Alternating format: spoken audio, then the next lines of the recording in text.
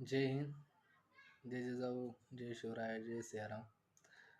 तर आता सध्या असं चालू आहे, ॲडव्होकेट जे वकील आहे त्यांना मारलेलं होतं.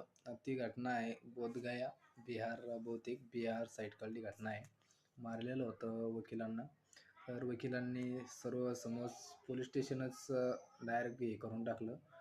आणि जे कोर्ट आहे त्याच्यात समोर पब्लिक मारत नव्हते, एवढे वकील आलेले होते.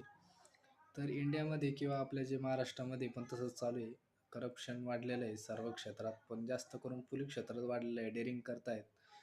पोलीस जे हे आहेत ते आपल्या सुरक्षेसाठी आहेत. आणि जे टॅक्स काढतात आपला जी-एस-टी वगैरे, हा आपल्या सुरक्षेसाठी त्याच्यातून काढला जातो. आपल्या पैशातून टॅक्स काढते.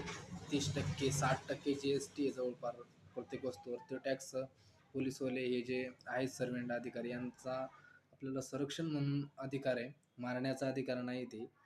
आणि असं असून सुद्धा त्यांनी त्या वकिलाला मारलं बाई. आणि त्यांना ते महागात पडलं.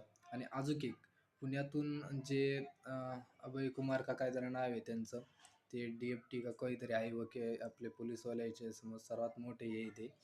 तर त्यांनी ऑप्शन दिलेलं आहे की तुम्ही हे करू शकता, समज व्हिडिओ करू शकता. पोलीस स्टेशनमध्ये अधिकार आहे, पारदर्शकता येण्यासाठी आपण व्हिडिओ बनवू शकता. कोणताही पोलीसवाला लाच घेत असेल तर त्याला सस्पेंड पण करू शकता.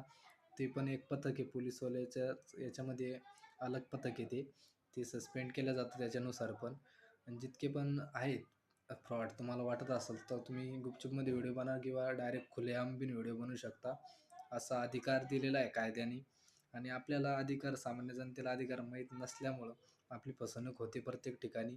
तर त्यामुळे घाबरायचं काहीच कारण नाही. जर तुमच्यावर कोणते पोलीसवाला, आर-टी-ओवाला कोणी पण डेअरिंग करत असेल, एक्स्ट्रा पैसे मागित असेल, तर डायरेक्ट व्हिडिओ बनवा आणि डायरेक्ट त्याला सस्पेंड तुम्ही करू शकता. सी. जय सियाराम, जय हिंद, जय जिजाऊ, जय शिवराय.